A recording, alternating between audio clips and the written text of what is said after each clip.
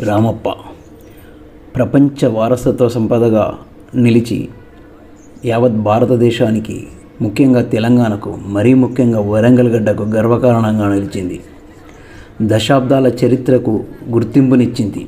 కాకతీయుల కళా వైభవానికి యావత్ ప్రపంచం సలాం చేసింది. ఇసుక పునాదులపై వెలిసిన అద్భుత రామప్ప ఆలయానికి ప్రపంచ వారసత్వ సంపదగా హోదాలో లభించింది. యావత్ భారతావనికి, ముఖ్యంగా తెలంగాణ గడ్డకు గర్వకారణంగా నిలిచిన ఈ సందర్భం ప్రజలను పులకరింపజేసింది. 1213లో కాకతీయ గణపతి దేవుడి సైన్యాధ్యక్షుడైన రేచల రుద్రుడు రామప్ప అనే శిల్పి నైపుణ్యంతో నిర్మించిందే ఈ రామప్ప దేవాలయం. ఈ ఆలయానికి అపురూపంగా మలిచిన శిల్పి రామప్ప పేరుతోనే ఈ ఆలయానికి ప్రాచుర్యం లభించింది. భూకంపాలు వచ్చిన తట్టుకొని ఇసుక రాతి పునాది, నీటిలో తేలియాడే ఇటుకలు, కాకతీయ నిర్మాణ శైలిలో అబ్బురపరిచే అంశాలు, గర్భాలయ